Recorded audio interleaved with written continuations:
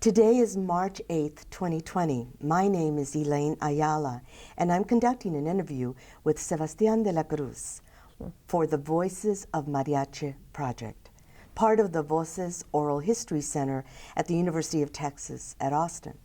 We are in San Antonio, Texas, at the University of Texas at San Antonio's downtown campus. Thank you, Sebastian, for sharing your perspectives with us today. Before we start, we want to make sure that we tell you that your unedited interview will be housed in the Nettie Lee Benson Latin American Collection and will be open to the public. So if there's anything you don't want us to discuss, you are under no obligation to discuss it. Also, if there's anything you wish to discuss, please make sure we get it discussed. Yes, ma'am. Please know that if you wish to stop the interview to use the facilities or for another reason, we can do that. Okay. So let's begin. Tell me about your childhood.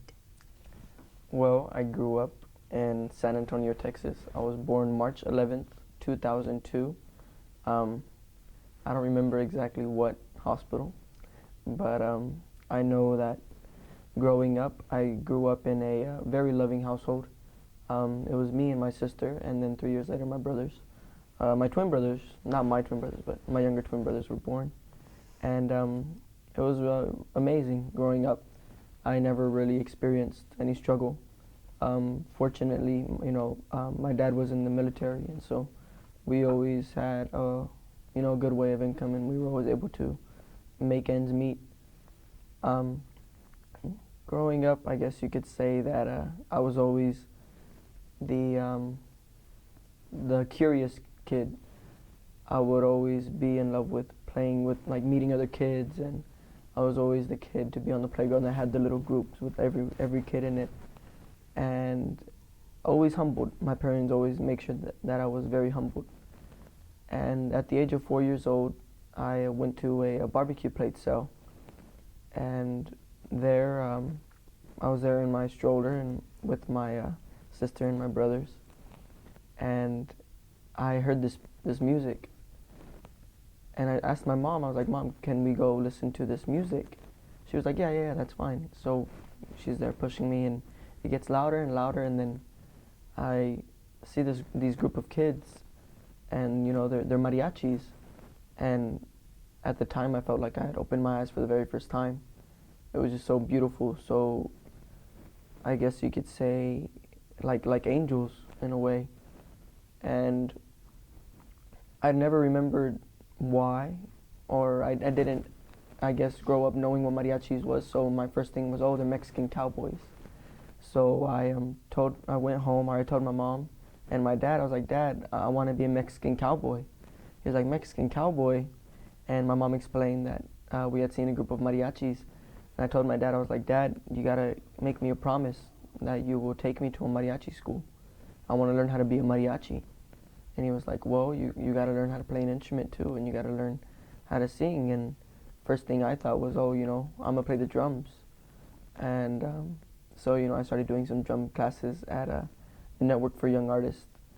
And, I was there taking some classes, and then I was like, no, I want to be a mariachi. Well, flashback, the way that it happened was actually really amazing. So 6 months passed since the day that I told my dad, "Dad, I want to be a Mexican cowboy." We were driving through downtown just on a regular day, and then it just popped in my head. I was like, "Dad, you didn't keep your promise. Like, you told me you were going to take me to the mariachi school, and you never did." And then he started freaking out a little bit, like, oh, I thought he would have forgotten. And then by the grace of God, the school was actually right around the corner.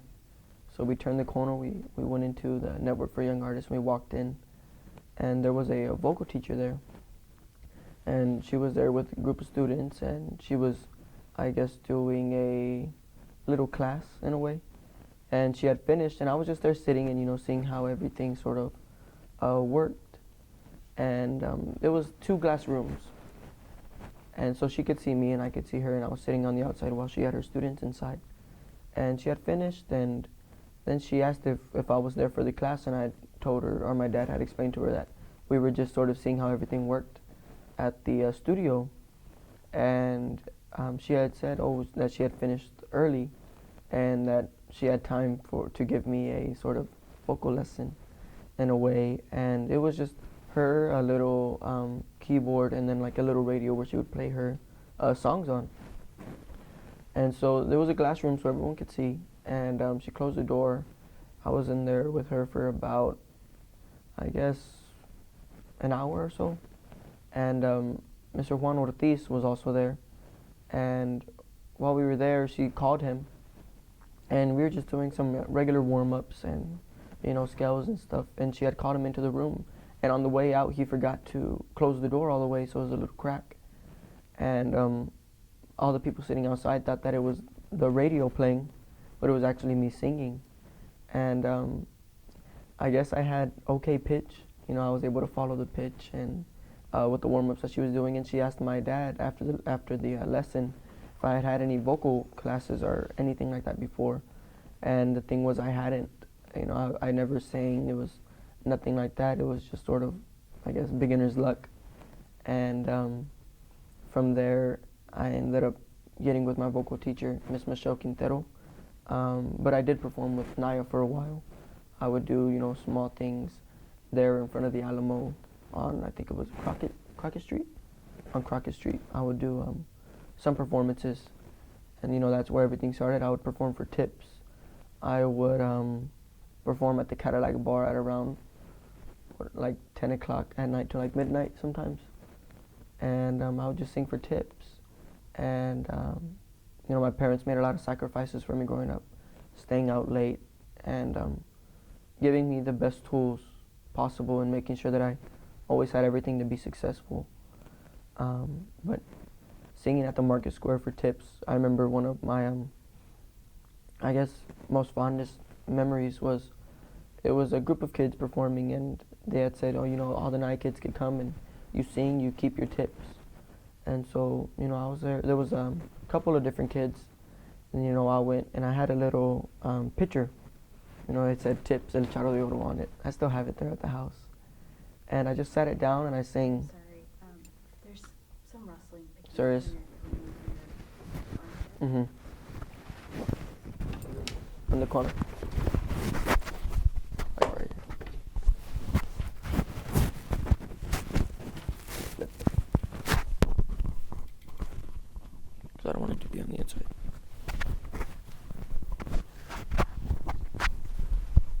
It should be fine if they see this. That's an interview. Can you get this for me? I'm sorry. Can't really see it. Or is it there? You're good. Okay. Let's try it out. Does that sound okay?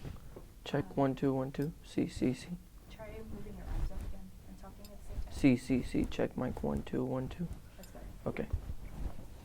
Let's go back to the Market Square in that picture. Okay, yes, ma'am. So with the picture, and I sat it down, and I started singing my songs. Like what was it? La Mochila Azul, and I would sing.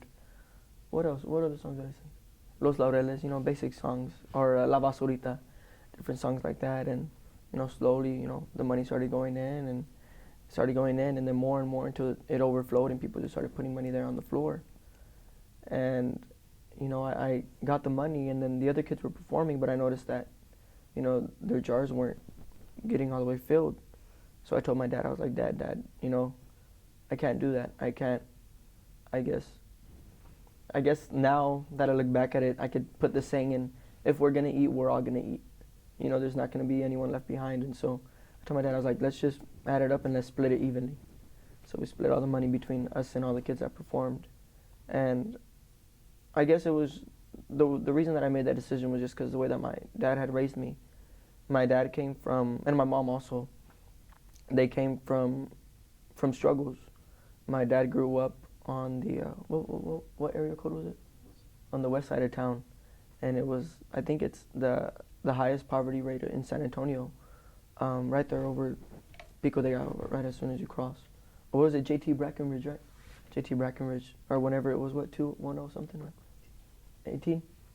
Yeah, and he not all the time was it, pearls and diamonds, it came from the bottom. And also my mom coming from La Mesa, and my parents both went through hard times, and so they always taught me to sort of be grateful for everything that I had. And yeah, that was something that really impacted me, was that decision. And after that, I started getting bigger events. People saw me at the Cadillac bar performing for tips, so they would call me for little shows here and there, quinceañeras. And then next thing I know, I was a contestant in the Mariachi Vargas extravaganza. And my first time, it was El Pastor. And I did a total of 3 competitions. I got 3rd place the first time, and then I got 2 first place. And then also in Austin, I went for, it was like a Father's Day competition that they had there for the Vargas. And I got best of show at that one. And I was able to perform or open up for Vargas at their concert. From there, I got a lot of great opportunities singing at the NBA Finals, being able to share the stage with Alejandro Fernandez, Prince Royce, Gloria Estefan, Pepe Aguilar, Ramon Ayala. The list goes on, and it's just been amazing. It's been a very beautiful experience to be able to share the stage with such beautiful and amazing, talented people. America's Got Talent was fun, NBA Finals. Being able to perform with the Chicago Lyric Opera was an amazing, truly amazing experience. Not only because I was able to get out of school for a little bit, but just because I was able to sort of go to that next level with my singing abilities. And that was really, I guess, a learning experience, because everyone there were like, I guess, professors in music and, masters in music. They were coaches. And I remember whenever I first got there, I was 12 years old. I was 12 years old, and I turned 13, that's right, 12, 13, while I was there. I was 12 years old, and I remember I got there, and a lot of them were like, who's this little kid, coming to perform with us, because they've spent their whole lives, dedicated to their craft of music. And, a 12-year-old kid comes in and tries to sing with them. It's sort of like, it gives them, a little twist in the situation. And so I remember I went there, and we did like a little boot camp for about 2 weeks, where we went out to Chicago and just rehearsed. And I got my sheet music, and it was my turn to sort of go over my songs. And I remember a couple of them were like just looking at me like, I wonder if this kid knows what he's doing. And I sang, and it sort of shocked a couple of them, because 12-year-old kid who would think that they know how to read music and are classically trained and how to sing properly, and I guess in a classical format. So I sang, and then they ended up saying, yeah, this is gonna be a real thing. We're gonna have you here for so many shows, and you're gonna stay here in Chicago, and then we're gonna move to San Diego, and then to Houston. So the time flew by. It went by real quick, but at the same time real slow, because it was so cold in Chicago, super cold. The first day we got there, I think it was like negative 2 degrees, and we had to go to Walmart because my dad's pants had frozen right as soon as we got out the plane. And we got there, and we got to see the St. Patrick's Day chaos go on. We lived in Arlington Heights with my prima, and so we would always every morning do an hour subway ride, and it was a lot of fun. And then Chicago went by. Just a lot of great opportunities, but I think that sort of sums up what my childhood was like. You covered a lot of ground there. Yes, ma'am. What do you consider your biggest influences in music? Biggest influences in music. And why? I would say my grandpa has a huge impact on my musical career. And I think it's sort of because he's been there, like to all my performances. He's a hardworking man. He does drywall and does housing and stuff like that for a living.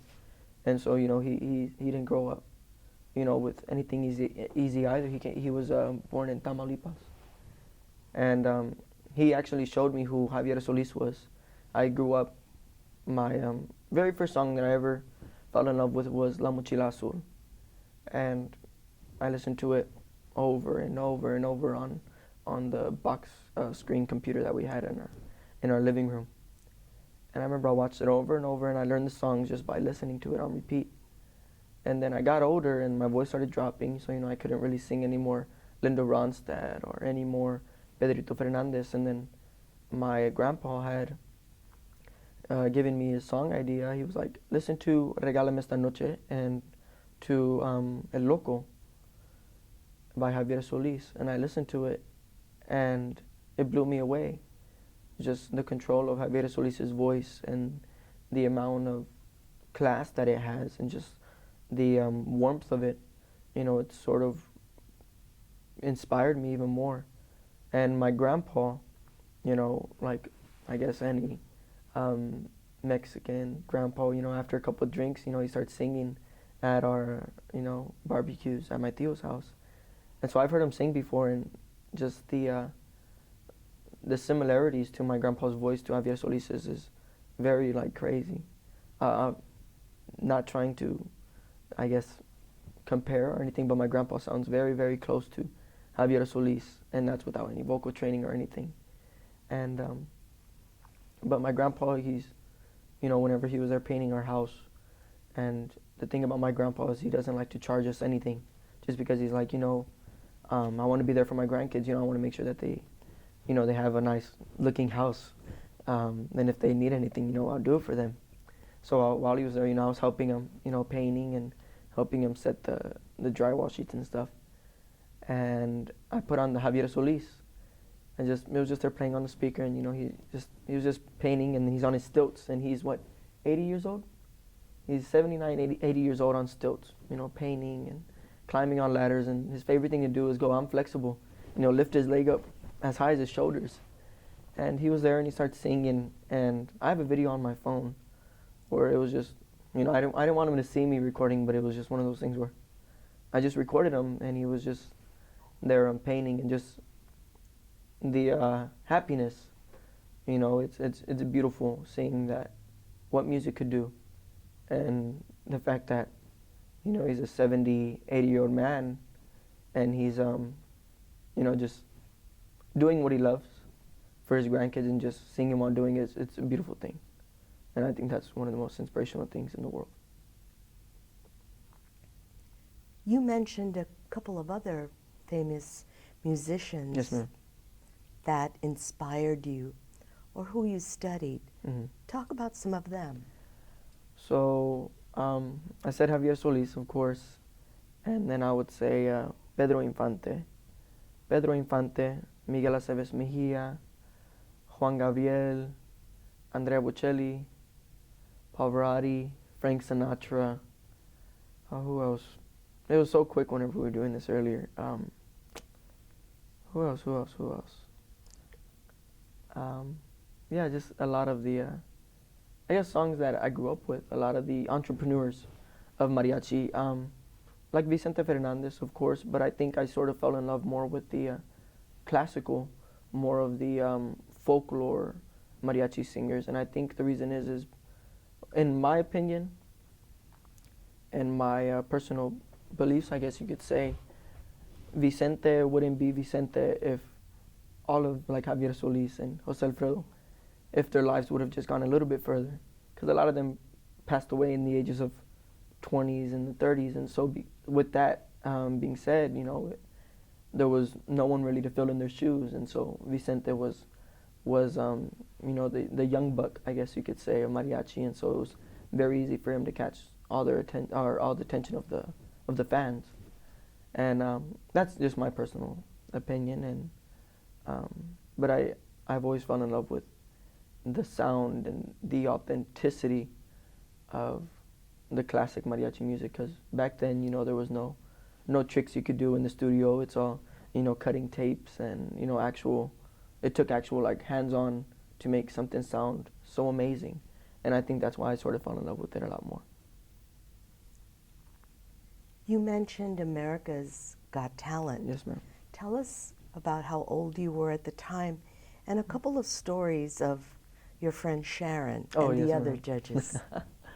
America's Got Talent was fun, stressful, and overall a great experience. I got to go to, I remember for my auditions, I was actually performing at a Bravo show with the San Antonio Parks and Recreations, and that's actually one of the places where I got my starts.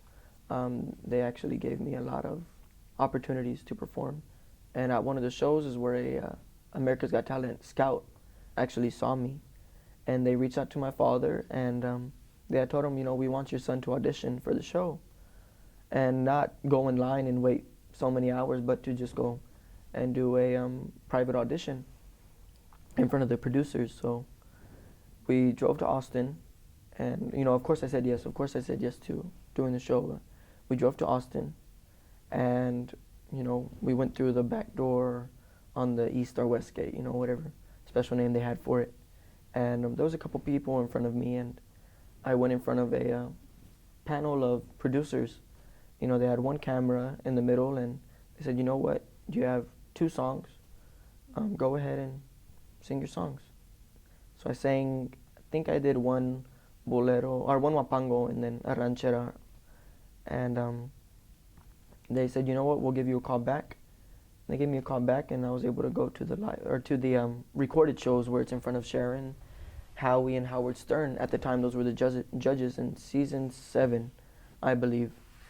And I sang La Charreada, or a short version of it, and they fell in love with it. You know, the crowd went crazy, seeing a little, you know, mariachi kid sing with a strong voice, and they said, you know what, you're going to Las Vegas. You know, it was a very emotional moment because later I had found out that I was the first mariachi, I guess you could say, that sort of put mariachi on a mainstream platform. You know, there was times before, you know, where mariachi would perform, but I guess not to the same, I guess, level in a way, because it was on NBC, and I remember getting all these, you know, tweets and stuff like that, like, oh yeah, you know, this is Sebastian DeLaCruz from San Antonio, things like that. And we got to Las Vegas, and they called it the boot camp. And now, you know, looking back, I know why. It was very, very stressful but fun at the same time. You know, waking up early, staying up, doing B-roll and doing interviews, and doing I guess, rehearsals with the groups. And it was just a lot of, I guess, time behind the cameras where you have to make sure that everything is, you know, down to a T. And the thing with being the only mariachi group there was we have to sort of represent. We have to, my main thing when I was there was saying, I want to show America that mariachi just isn't about bars and restaurants, that it's, you know, an actual form of music, and it's beautiful. And I really took that very seriously because, you know, growing up, you know, my friends would always tell me, oh yeah, you know, you sing at the restaurants, right? And I would tell them, like, no.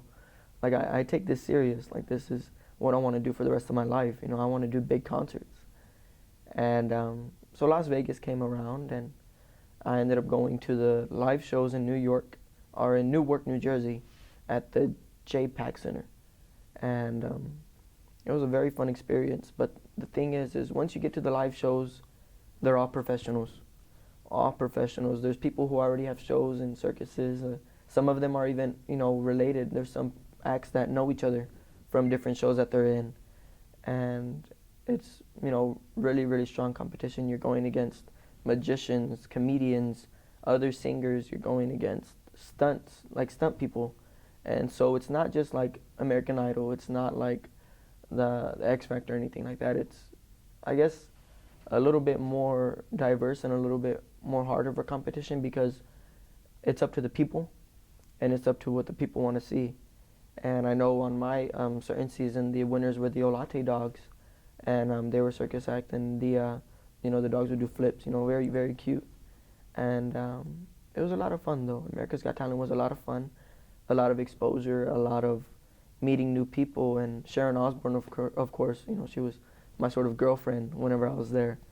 I remember I always told her that I fell in love with her eyes because they reminded me of a girl from Spain with the color that they were. And I sang Bésame Mucho when I dedicated it to her. And one of the most important things that I think or that I think was very, very cool, was whenever I sang Bésame Mucho at the very end, or right before I went on, actually, like a behind the scenes thing. I remember my dad told me, he was just there standing with me, and he was like, Sebastian, he was like, this is your time, like, this is you. You got to go out there and, you know, you got to do your best. And I remember it was sort of like an emotional moment. And I remember I went out and I wiped my eyes because I was kind of tearing up a little bit. You could sort of hear it in the beginning of the song. And then towards the end, in rehearsal, whenever we rehearse, I had a rose. And I remember I had the rose, and I said, I want to toss it to Sharon, like I want to toss it to her. And in rehearsal, I would either underthrow it or overthrow it. And I remember in the moment, in the song, I grabbed the rose, and I was like, you know what, this is it.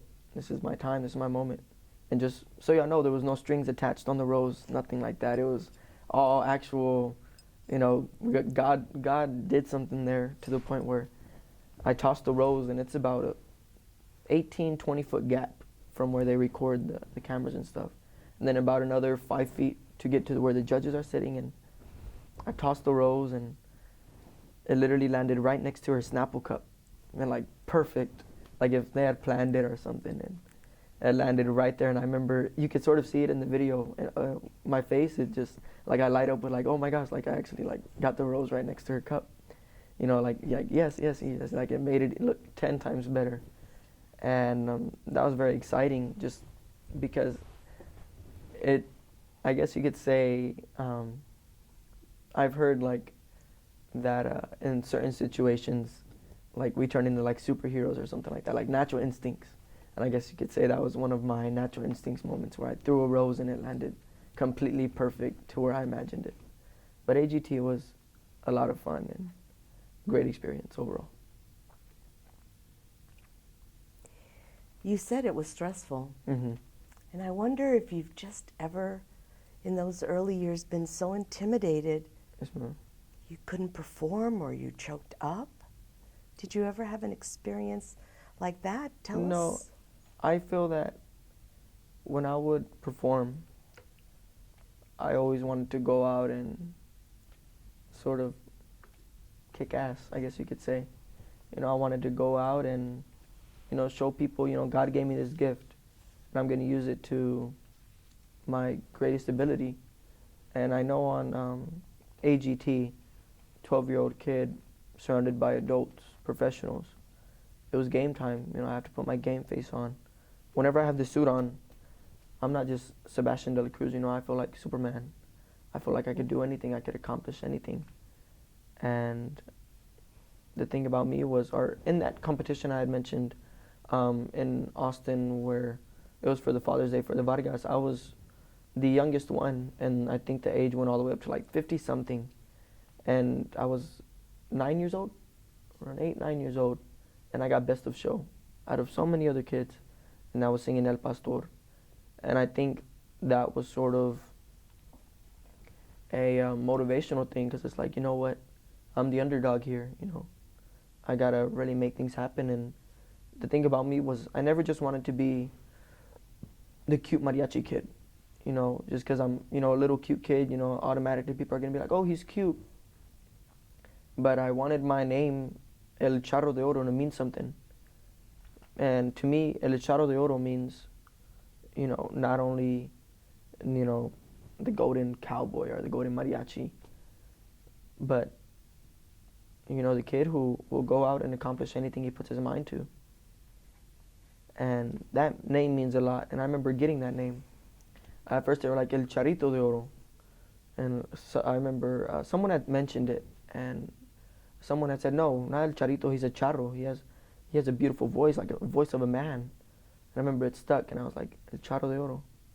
Like, okay, you know, like, I'm a little kid, but, you know, I make big things happen in a way. And I think putting God first has always been a real big thing in my life.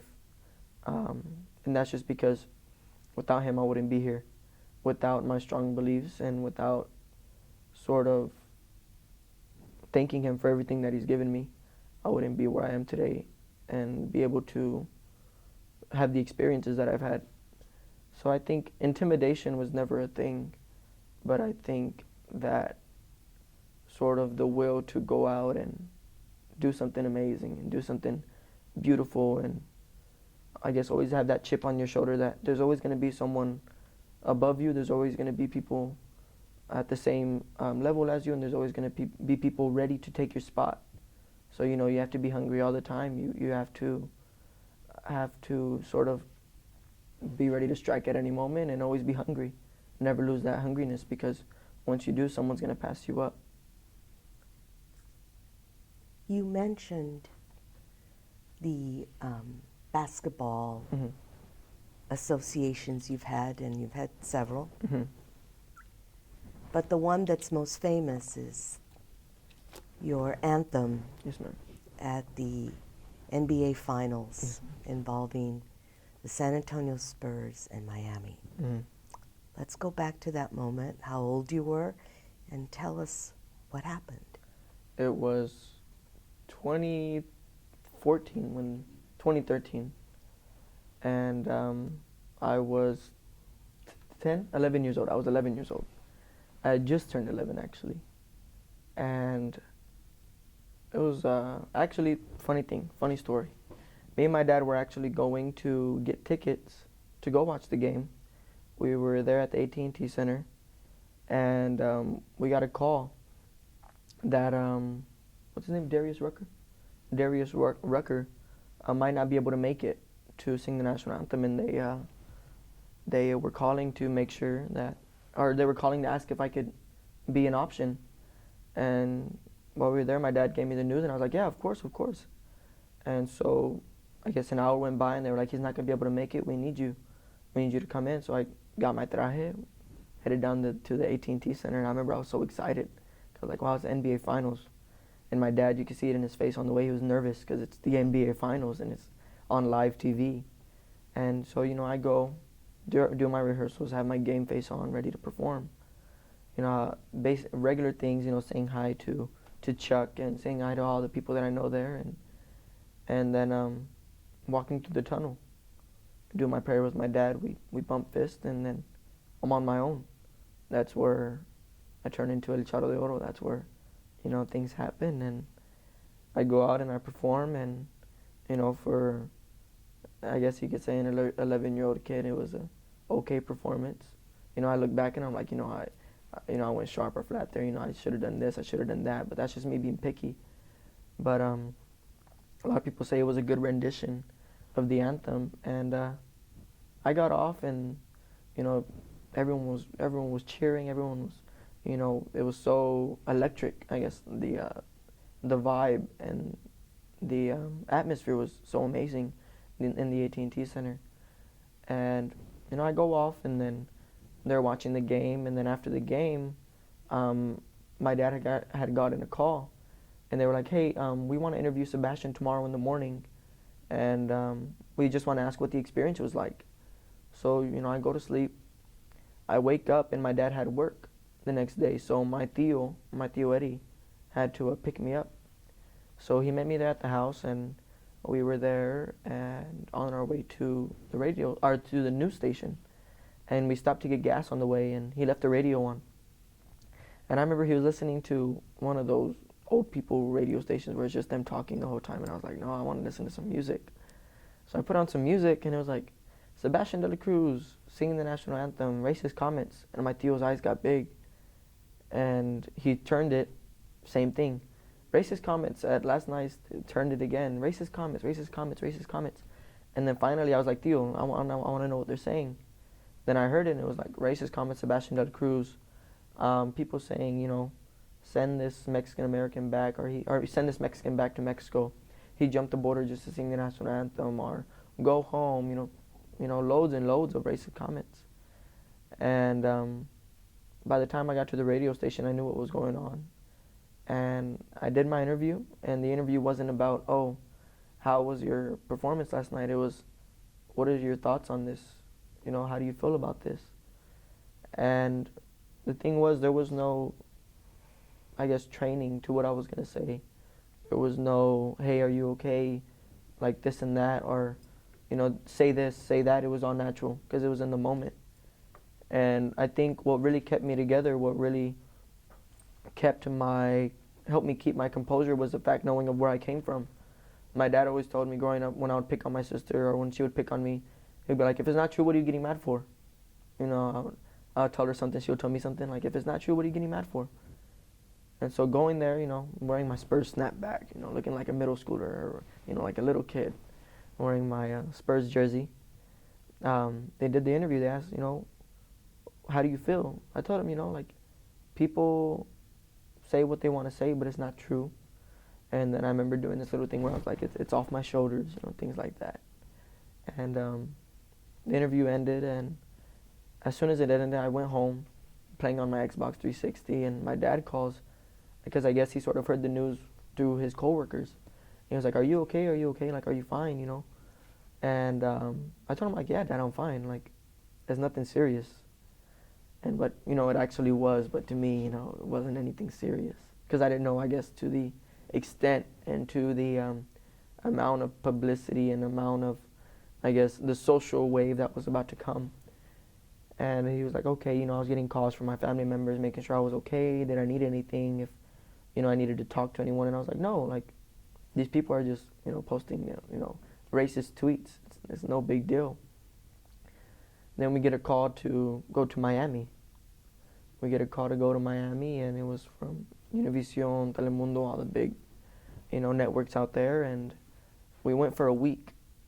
And I remember we for one day, I think it was like 3 days in a row, I would wake up at 6 in the morning, 5 in the morning, go to the morning shows, go to the green room, take a 30-minute nap, do another show, you know, another show back to back. We did Gordo y la Flaca, we did the morning shows, you know, the funny ones where they did the green screen effects, showed the little, you know, little midget Mexican, things like that. And it was all about the racist tweets, racist tweets, racist tweets, racist tweets. And it was exhausting, honestly. It was so tiring. I would go to the hotel late at night, around midnight, 1 o'clock in the morning, and wake up the next day, do it again. And that was for a week process. But the whole thing was, they said, you know, if you come down and do this, we'll send you and your family to Disney. Let's go to Disney. That was my thing. Let's go to Disney. And they were like, everything's paid for, you know. You just gotta go. How many ever people you want. And so we were there in Miami doing the interviews. No, it was stressful. Honestly, it was very stressful. There was a lot of moments where I just wanted to take off the mic and just go and just fall asleep, just crash out. But I told myself, you know, like, my dad always told me growing up, work hard now so you don't have to later. And he always told me, you know, like, me, or in my father's perspective, he would always say, you know, I work hard so that y'all don't have to, but I want y'all to do the same things. I want y'all to have more than what I had growing up, and I want y'all to do the same for your kids. And I always keep that in the back of my mind, you know. I want to be able to do what I love for the rest of my life. I don't want to have to worry about, you know, waking up early and going to a job where I'm not happy.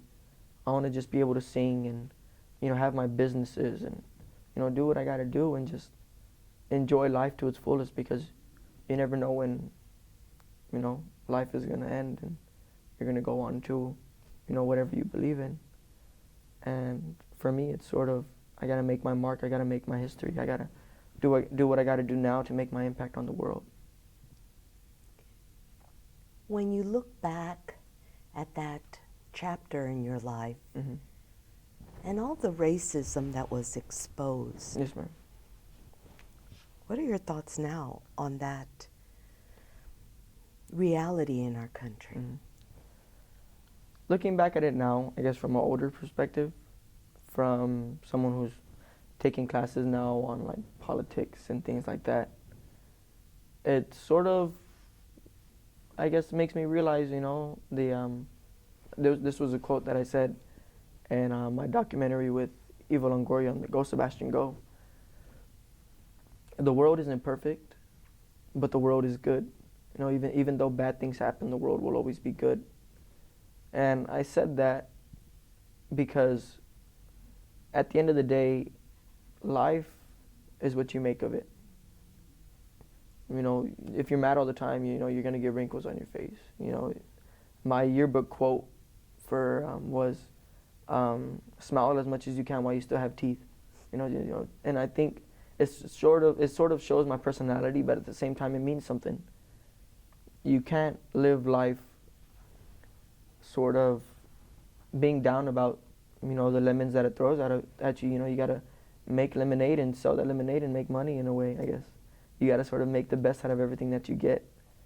And whenever the racist comments happened, it was like, okay, people are talking, I guess, mess, or they're just mad at seeing a Latino succeed and are wearing a traje and singing the national anthem. But now that I look back at it, it's sort of, like, I wonder if it was more or less because of what I was wearing, or, because I'm not dark complected or anything. I wonder if it was just because, the way that I look, or if, if I did a bad job singing, or if it was just the fact that I was, Hispanic, Mexican American. But it just sort of, gives you a look at reality. Like I said, the world isn't perfect, but the world is good. Even though bad things happen, the world will always be good. And that includes, some people in this world that have things going on, and sometimes they might not have anything better to do than to sort of backlash at people and things like that. People are always going to have something to say.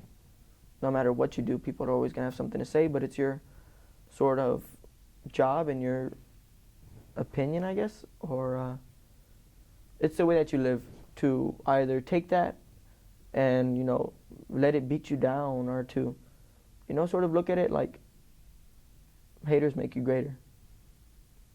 People, you're most likely doing something good if you have someone hating on you. That's the way I see things. The most hated people in the world are probably the people that are the most successful. And it's sort of envy in a way. And I remember seeing those tweets, and the thing was, my parents didn't let me see them. My parents did not let me see all the tweets, everything that happened, because I know there was some to the extent where it was pretty bad. And I remember looking on Google, just searching them up, just reading them, just seeing, like, I wonder what people really had to say. And it was nothing that bothered me, nothing that, made me emotionally unstable or anything like that, but it sort of just, it allowed me to sit back and think, like, it gave me motivation to work even harder. If I'm doing something that's causing these people to take time out of their day to make a comment about me, I must be doing something good. I must be doing something right. I must be representing something. I must be taking a stand for something. So, might as well do it again. And that's when they called me back for the next game. They called me back for the next game. I did it again, and, it was amazing. There was people, I think they said for that Spurs game, come and your mariachi sombreros and things like that, sarapes, and show support. There was people wearing the sombreros, people wearing sarapes, and it was the raza. You could feel the presence. And I remember performing. It was so satisfying, seeing and then just hearing the crowd just roar to the point where I can't even hear myself think. And it was beautiful. I remember it sort of happened in slow motion, just singing and then hitting the last note of the anthem, and then just sort of reminiscing in a way, like a lucid dream almost. Just seeing the lights flash and seeing the camera guy in front of me, panning across and seeing the American flag. It was beautiful. It was a beautiful moment because I knew that what I was doing was going to change my life forever. I knew that what I was doing was going to allow me to go into the next chapter in my life and to do something amazing. All of these opportunities gave you a chance to establish relationships with people who are household names, Coach Pop, Eva Longoria, other people. Yes, ma'am. Talk about some of the relationships that you've been able to have over your short career now. Well, of course, Eva Longoria is very near and dear to my heart. I call her my madrina because she's done so much for me in the acting field, and also in getting me to perform and meet other amazing people. Through her, I've been able to meet like Bill Clinton, the Clinton family, I guess you could say. my dream is to meet Antonio Banderas, so hopefully that happens soon. But Eva Longoria is very near and dear to my heart. She's sort of given me a platform, and she's sort of helped me catapult my career to the next level in acting wise, and also giving me opportunities to perform. Also Coach Pop, whenever things happened, he was the first person to say, let's bring him back, because I guess he saw the fire in my eyes, and he sort of saw like, this kid has something to him, to where he sort of has that, like I said, that fire to where he wants to do something amazing. Called me back, Coach Pop. Someone else, trying to think. I have a lot of cool friends. Kind of hard to name all of them. One of the things we didn't cover is your musical education. Yes, ma'am. So I'm imagining you probably had coaches. Oh, yes, ma'am, of course. Let's talk about that for a little bit. So I started at the Network of Young Artists, like I said, and they had their coaches there. And when I started to get more serious with my performances, Mr. Ortiz sort of, I guess, mentioned me to his goddaughter, Miss Michelle Quintero, which is my vocal coach now, and I've been with her for 13, 14 years now. And I started with her at the age of 4, maybe 5. And I remember the first time going to her studio, I had to do an audition to get into her studio. I was a little kid going in with no experience at all. Or some experience from Naya, but not any classical training. And she was just standing outside of her house with a cup of coffee and ready to get to work. And I remember I went in for my audition, and I ended up getting into her studio. And the thing with Miss Michelle, she doesn't like me always talking about her. She doesn't like me sort of giving her, I guess, a thank you all the time, because she sort of says that it's my hard work that gets me where I am, but at the end of the day, I wouldn't be the singer, the performer, anything that I am without her. She's coached me to sort of be I guess, I'm sort of like a masterpiece in a way, because she's invested so much time into me. She's like a mom, honestly. I could go to her about anything. I know that if I do something wrong, she'll get mad at me for it. There's been tears, there's been laughter, and there's been fun memories with Miss Michelle. And over the span of 14 years, there's been a lot of fun memories. I know that she traveled with me to Las Vegas a couple times. She's traveled with me to other shows, and on a lot of my albums, she's been there right next to me, making sure that my back is straight, that I'm using my diaphragm correctly. She's my biggest critic, but my biggest supporter at the same time. She'll be the first one to tell me, I show her a video and people are going crazy, like, oh, Sebastian, you did amazing. She's like, Sebastian, we got to get to work. We got to fix this. We got to make sure that this sounds perfect. But the thing is, perfect is never perfect. That's okay. It's because there's always room for improvement. And that just shows how much she cares.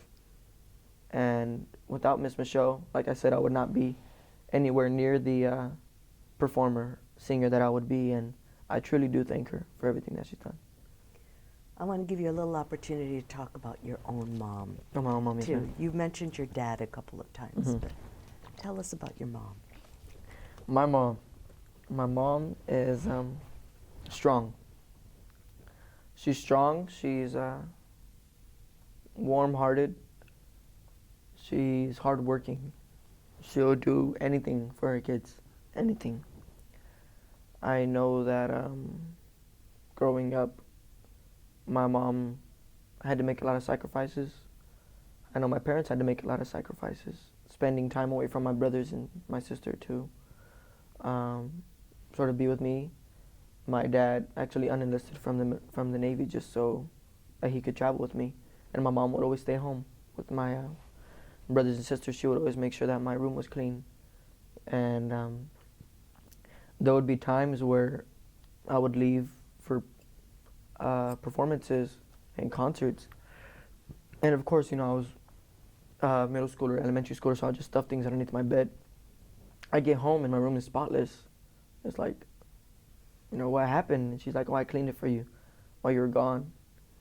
And it's one of those things where it's just like, I don't know if she did it because like she was like, oh, I miss him, or if it's like, oh, he's real busy, he won't be able to do it. But I know I gave her a lot of cricks in her neck and a lot of gray hairs, because I was always, the type to, she'll tell me to sweep, and I'll sweep real quick and leave a little pile of dirt over there, throw it underneath the what's it called, the refrigerator. And but then I would have to clean up my mess tenfold whenever she would find it. My mom is something truly amazing. She's always worked hard. Growing up, my grandpa, her dad, had and my grandma had separated, and so my mom sort of had to be the mother figure for her 4 brothers and sisters, and it was 2 sisters and 2 brothers. And she sort of had to be the mom. She had to grow up real quick. My mom has worked a lot of jobs, but not because they didn't want her, but just because, and she would move to another one, but because she always had to work hard, and I don't think I've ever seen my mom only work one job, and that's just because that's just the way that she's always been growing up. She'll either be, right now she's a secretary at a Kirby Middle School, principal secretary, and part-time she works at Starbucks. And outside of that, she does crafts. She sews her crafts. And a lot of times I tell her, Mom, you need to settle down, you need to calm down, you need to take a break. She'll get home at 8 o'clock, and then she'll wake up at 4 in the morning to go to Starbucks and work. And it's like the work ethic is beautiful, because it's like she has a lot. My mom works really hard to give us everything that we need. She's working at Starbucks just to help pay for the braces, and she's very strong and very beautiful. I guess that's all I can say.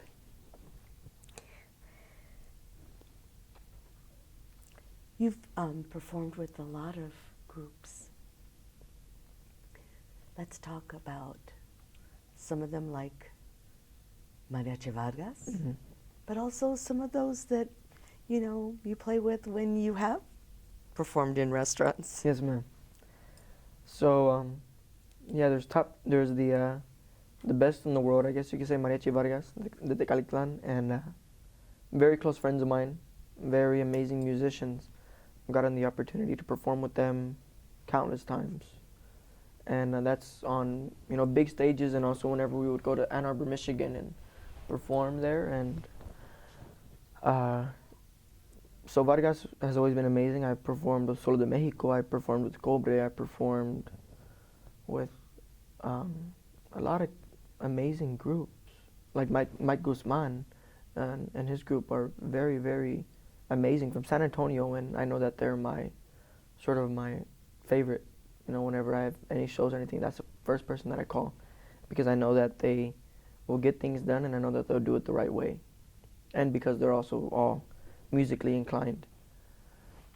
But growing up, like I said, it was never all pros and diamonds when it came to the music side. Like I said, I used to perform for tips, and that's how I would sort of pay for my trajes and to get studio time and things like that. It was an investment. And there would be times where I would, go to Mi Tierra or Market Square and perform with trios. And the thing with trios is it's a beautiful thing.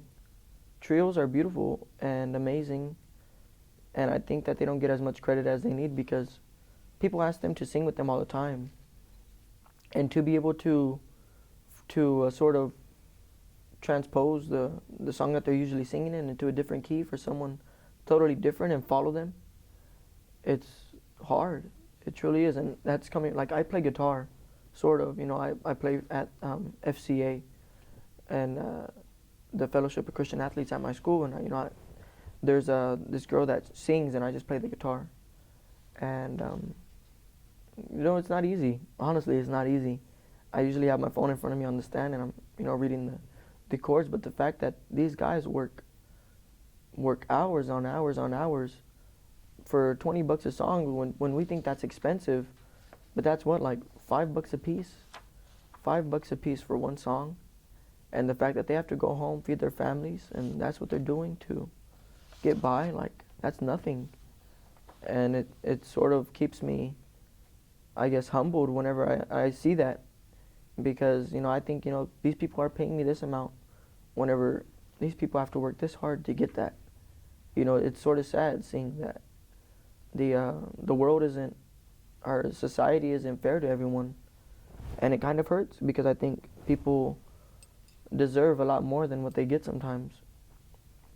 And whenever I perform with trios at like restaurants, whenever my family's like, oh yeah, sing a song, do this, it's like, it sort of takes me back. It really does. It helps me realize, like, these people are here all day. These people are they have strings in their bag because they pop all the time, and they got to retune their instruments, and the show goes on. They have to continue to perform. Me, I set it up a month before I perform. Over the weekend I go home, and that's my thing. But these guys, every day, on the weekends, holidays, late at night, they're taking time away from their families. And I think I understand that work ethic because it takes me back to my mom. Like I said, she works so hard, even though she doesn't have to. It's just that will to succeed, that push and that thrive in her. And the thing about trios is whenever I perform it, it makes me think of Los Panchos. Like whenever the Panchos perform with like Javier Solis, it's more, not as, I don't know how to explain it. You get a full group mariachi and it sounds like, I guess you could say, an orchestra. It's an orchestra versus, I guess, three angels singing in a way. Because you have the, in trios, you have the, I guess you could say sort of like the bass in a way. Then you have the actual guitar player that's carrying the chords, and then the rinquinto that's carrying the melodies. And it's sort of more of a rustic, authentic, more home sounding. And the thing with trios is, that's what my grandpa would use. My grandpa, my great-grandpa, my great-great-grandpa working in the fields in Mexico, and after work they would sit around the fire and, play music. They would sing their folklore songs. And my grandpa, whenever he came to San Antonio, he met my grandma. They got married. I think my grandma was 16. My grandpa was 22? 21. My grandpa was 21 when he came down. He met my grandma. And they were married before she passed away. And they had my dad, and my dad was 7. He was 11 years old whenever she had passed away. And my dad always told me that, my grandpa, whenever he would be out late, because, my grandpa would always, he would drink a lot. My grandpa would drink a lot, and those times where my dad would tell me that he wouldn't. My dad tells me, short nutshell, my grandpa's more there for me and my brothers and sisters than he was for them growing up. And my dad told me the story one time where my grandpa would be out drinking, and he would come home late at night, and he would go to the Golden Star. He would get some Chinese food, and because it was my grandma's favorite, and he would get a trio from mi tierra, then take it to her, and he would serenade her, because he know that was like the little makeup thing, she'll be fine as long as he does that. So my grandpa would sing, and like I said, he sounds just like Javier Solis. And so I wish I could see my grandpa sing. And I've always thought about like doing a song with him and recording it, like an album or something. And But that's the thing about trios is it's not always about the big flashy, nice, like this right here is a nice traje, but my first traje was for like $200 from Mariachi Connection. It was a black traje with the regular silver, like made out of like aluminum, right? Aluminum galas. And this one here, this was a good investment. I spent about $800 on this, and that's just for the simple suit, and then not including the hat, the belts, everything like that. I've came a long way, and I guess each traje sort of resembles, I guess each new chapter in a way, and it just sort of each one. I choose each material from the book that they sort of give out, the different materials that they have, and I don't hand design, but I sort of tell them, exactly what I want, how I want it, and they're sort of like treats to myself. Each traje is sort of like getting a new watch, or like each traje is like getting a new pair of shoes, because it's like this sort of, it's like a treat to me, a new suit, a brand new suit is like a good treat, but I don't get them all the time because they are kind of expensive, but whenever I do get them, it's always something nice. You mentioned wanting to record with your grandfather at some point, but tell us about the recordings you have done and the ones that you're working on. Yes, ma'am. So I've done a total of four albums. I'm working on some singles and an album right now at Stone Creek Sound with Mac Damon. And I'm working on sort of a crossover and sort of trying to get like a Luis Miguel sound, and I'm also doing like a sureño style. And I just did actually a song for Mother's Day that I'm going to be releasing really soon, called A Mi Madre. I guess that the albums that I did each had their own little story. Each had a different chapter. Let me think. Like Tuyo was probably one of my, I wouldn't say favorites, but it was a really cool album to record because the people that were there with me, a lot of close friends. But Nuestro Amor was a nice album because I did some Javier Solis covers on that one. It was 7 covers and then 7 original songs.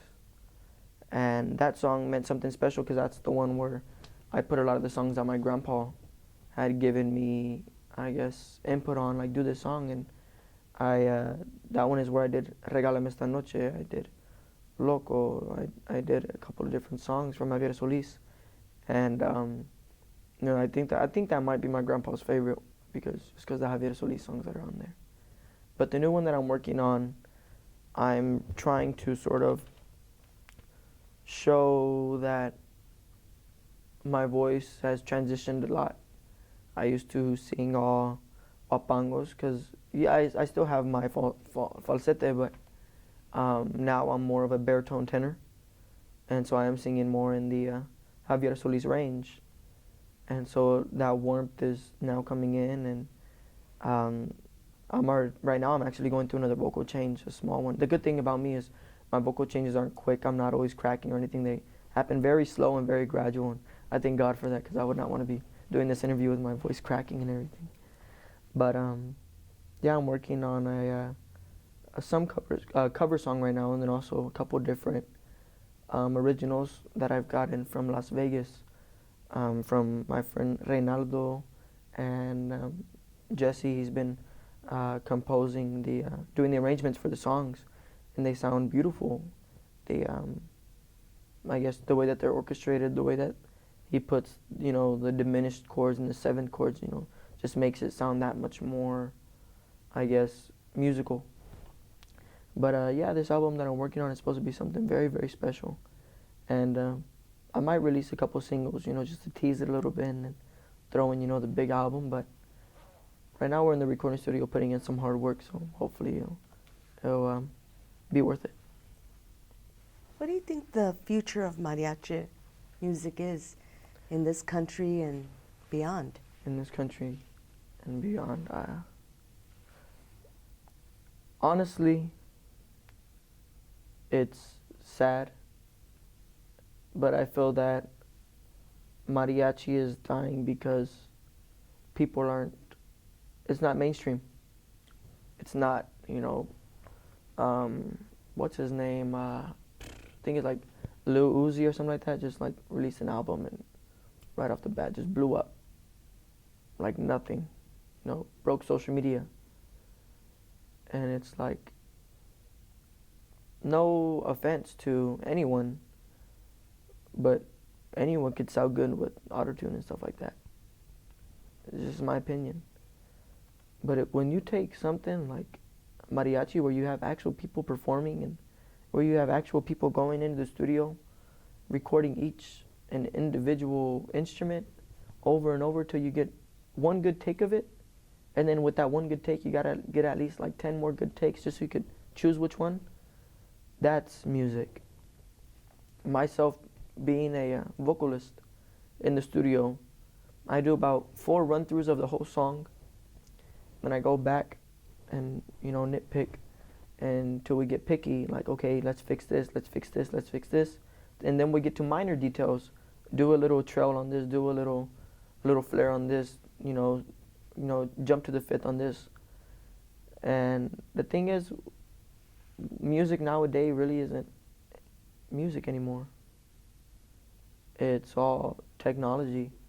If you think about it, people are making millions of dollars sitting on a computer, making their beats, putting the bass line, adding the melody, the 808s, things like that, and that's what's hitting. That's what people love now. But the people that are getting paid millions and millions of dollars they're putting in work, but it's not the same musicality level as the people who take time to invest time into playing their instrument, learning how to play their instrument. Like, yeah, I bet that I could go to, some rappers, some R&B singers and stuff, and ask them if they play an instrument. They might know some piano, they might know some guitar, basic things, but more than likely it might not be on the same level as, like, even Mike Guzman. He's a genius. Or Pete Moreno, they're geniuses, and that they, like Pete Moreno, he has like relative pitch, like perfect pitch, and that's something that you're sort of born with in a way. And I think that credit isn't always given where credit is due. And I'm not saying like, oh, me, I deserve this, I deserve that. But if I wanted to, I could go in the recording studio, I could make a rap song and, use my auto-tune and stuff like that. But I don't think that's me. That's not musical enough for me. It's sort of like, my dad always tells me, shortcuts in life don't get you anywhere. So why would I sort of make a song where it's not even really me in a way? Because you see those videos on YouTube where you see the performers without any auto-tune and stuff like that, and you wouldn't pay, $500 to sit front row to watch them. It's the work that the engineers do, the work that the people who put in the work to do all the little minor auto-tune details and stuff like that, those are the ones that deserve the millions of dollars, because that's a lot of work. That's a lot of work, but I don't know. I think that mariachi should really be a lot bigger than what it is. I think that all these mariachis shouldn't have to be performing in bars and restaurants to live. They shouldn't be doing that to succeed. They should only be doing that for fun, like for a hobby, to make people happy. And I know that it makes people happy, but the time that they take away from their families just isn't. To me, it's a lot of sacrifice, and it's heartbreaking, because a lot of them have kids. A lot of their kids aren't able to see them till 2 o'clock in the morning, and they wake up early in the morning, they go do it again. And some of them even have actual jobs, and after the jobs they go perform. So I think mariachi, sadly, it's on a downhill. but I know that something's gonna happen. I know that God has a plan where it's gonna come back. You know, life revolves in circles. So I know, you know, one day, you know, some kid who's hip when cool with everyone is gonna listen to mariachi, and it's gonna, you know, do its little turnaround. Like me, I listen to like Cornelio Reina, I listen to Los Cadetes, listen to things like that, and that's stuff that my grandpa listened to. But it's just like that circle that it goes to. So I know soon it's gonna be mariachi. But the day that mariachi dies, and if I'm gone by then, it's the day that I'm gonna turn over in my grave. Because mariachi is what got me where I am. Mariachi is what allowed me to do so many things in my life, and to see that something so beautiful that means so much to me can just disappear, would just kill me even though I might be dead. You have a film career. Yes, ma'am. What's the future of that for you? Acting in film. So, acting is a lot of fun.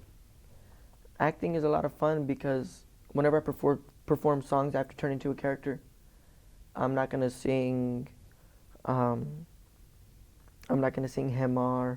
like if I'm happy, or like if I'm, you know, living on the top of the world. I gotta feel that sentiment. I gotta feel that emotion. My dad told me that if you're performing and there's someone that's deaf, they should still be able to understand what you're talking about, you know, with your hand gestures, your facial emotions. They should still be able to understand how you're feeling. They should still be able to understand what you're trying to tell them. And the same thing, if there's a blind person, they should hear the hurt in your voice. They should be able to feel what you're saying. And a lot of times, the thing with mariachis, I sing in Spanish. But there's times where I get invited to galas and different things like that, where it's a lot of yuppie people, and you know, a lot of them don't speak Spanish. A lot of Anglo people, and a lot of times they tell me, like, I could feel what you were singing in that song, even though I don't know what you were saying, but I could feel it, and it's sort of a reassurance that I'm doing something okay. You know, not the best, because I know I got a lot of work to do, but okay. And I think that acting is a lot of fun. I did the Margarita Man movie with Daniel Ramos. That was a lot of fun. I got to work with Danny Trejo, Barry Corbin, Anthony Guajardo. I also got to work with Jesse Borrego on that film. And Pepe Serna, he was a very big, I guess you could say, coach in a way. Because there was a scene in the Margarita Man where I had to get really serious. I had my first serious scene, and I remember I was sitting down and at one of the tables going over my lines before a scene, and Pepe came and sat next to me. He was like, "What's wrong?" And I was like, "I'm just trying to, you know, remember my lines, make sure I have them right." He was like, "You don't need to." I was like, "What do you mean I don't need to remember my lines?" He was like, "This is just a rough draft." He was like, "You make this yours." He was like, "These lines are just telling you what the story that you need to tell, but you say it in your own words. You're the character." He was like, "The reason that you're here is to tell the story because they trust you enough to sort of embody that character and to show that character to the world." And so I took that into consideration, and I thought about that, and I sat down and I really thought, like, okay. He was like, here's a pen. He was like, write it however it feels natural to you. So I started going through the lines, and I was like, no, I wouldn't say that. I wouldn't do this. I would do this. And the next thing you know, my scene comes, and it felt so natural. It felt so easy. And getting into character was sort of like singing a song. And that's because I had to put my emotion in. In the movie The Margarita Man, I was a geek, you know, a nerdy kid who turns into this stud, have my hair feathered and everything. And that was a lot of fun because I got to change into a different character. And it takes me back to when I was little, and I used to act, you know, a fool. I used to, you know, mimic Gabriel Iglesias. I used to mimic all these different people and, you know, just try to be funny. And that was just me. But then I actually get to do something and actually get to be someone without my mom yelling at me and, you know, getting mad at me or anything. That was a lot of fun. And acting is real cool. I've done, so the Margarita Man right now is one of my biggest things. But I also did telenovela with Eva Longoria. I did the Birth of a Killer film, a short film with Ricardo Chavira, and that was sort of like not my debut, but my debut as in being the star role. And I also got to be a little badass in that film. You know, the point where I even shot my mom's boyfriend in the head in that film. You know, I got to be a different character, and that was real cool. And then Squeezebox, I was a little kid that rode his bike all the time, and then I got hit by a car in that film. So, you know, things happen, but it's all right. But hopefully a lot of more doors open up whenever the Margarita Man comes out. I know it's supposed to be around summertime whenever it actually releases. And so you never know what God has in store. But hopefully some more doors open up. What are your goals? What would you like to do? Take care of my family. And I think that that's the main thing, is to be able to do everything. You know, do the same things for my kids that my dad did for me, tenfold, and take care of my dad too. Get him that Trans Am that he wants. You know, do all those things. You know, get my mom that big craft section that she wants. My little brothers, make sure that they have, you know, nice cars whenever they, you know, get older. Even though they'll be making money and like doing stuff on computers and stuff. You know, that's fine. I'm gonna be able to take care of my grandkids, and I want to be able to have a different house in, you know, each side of the world somewhere. Just so like if my dad's like, hey, I want to go here for vacation, I'd be like, yeah, Dad, you can stay at my house. That's fine. That's my goal, to be able to live life to its fullest. I know that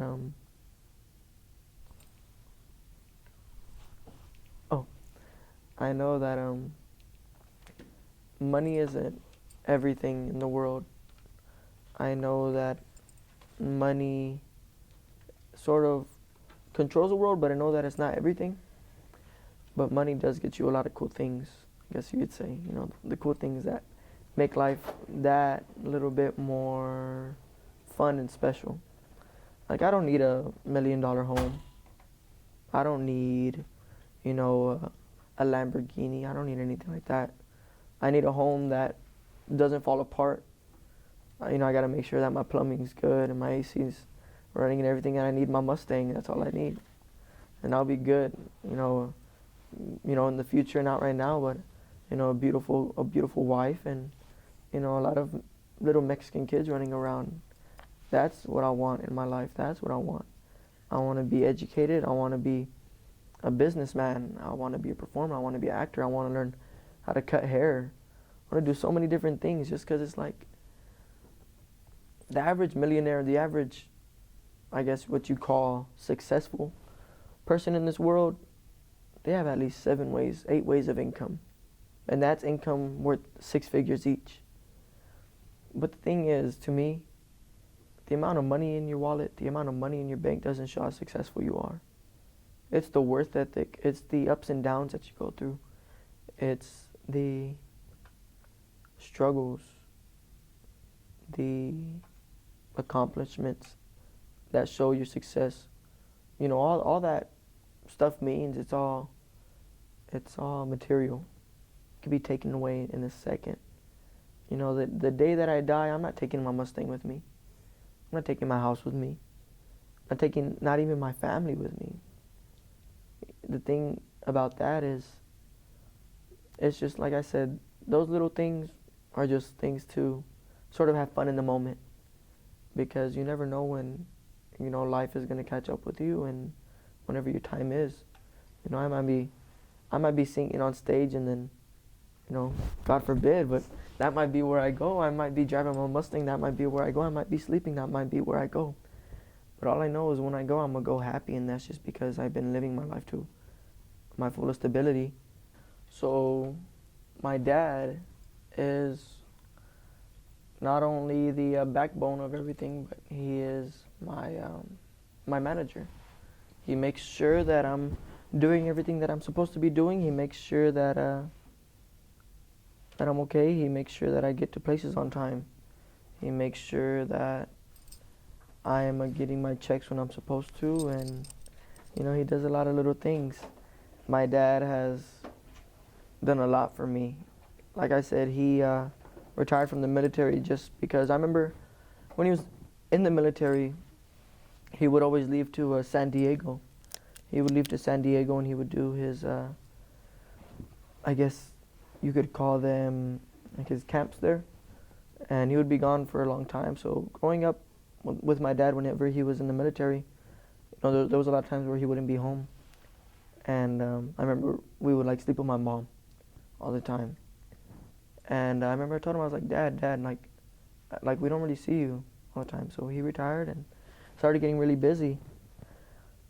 My dad, he's gotten into it with people because of me, because he's my dad. He has to make sure that he wraps his wings around me, and you know, he has to make sure that I'm protected at all times. He's my dad, he's my manager, he's my bodyguard, he's my best friend, and we get into it sometimes.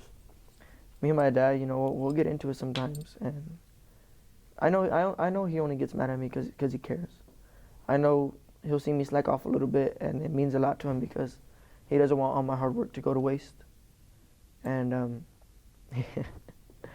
my dad is something special, that's for sure. I know that I've caused him to go bald. I know that I've, you know, done a lot of things to where he's wanted to just quit. You know, I've given him a lot of rough times.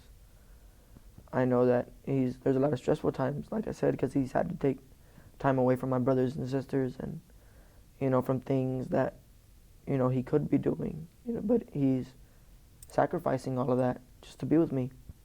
It means a lot. That's why I tell him, you know, like, I know sometimes I may get a little lazy. I know sometimes I may slack off a little bit, but I am going to get him that Trans Am. I am going to do that. You know, I'm going to make sure that he's happy and that I sort of repay him for everything. You know, it might not be all material. It might not be money, but I know that he knows how much I care about him. I know he knows how much I'm thankful for him. Because without him, I wouldn't have my shows.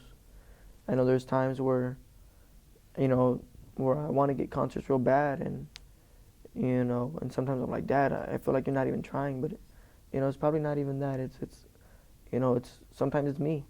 The fact that I'm not putting all that work ethic in, I know I need to work a little bit harder. But, yeah, my dad's real cool. He's a real cool guy. And, I guess to close it out, to Sebastien in the future, if you're like 100 years old, 105 years old, if you even watch this video, I hope that you didn't give up singing. You won't. I don't even know why I said that. You won't give up singing. How many houses do you have? How many kids do you have? How many more classic cars do you have? And how long did it take you to get that Mustang done? What else? Can you remember your prom?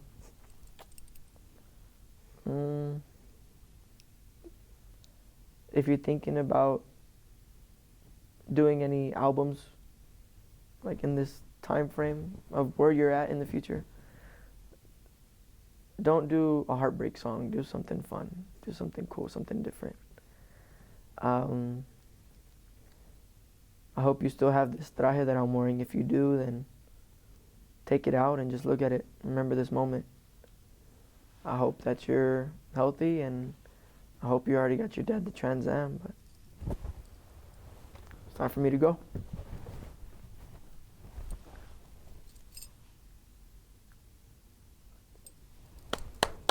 That's good. Excellent. Congratulations. Thank you. Congratulations. Te hizo llorar. Oh, yeah. Yes, I saw you.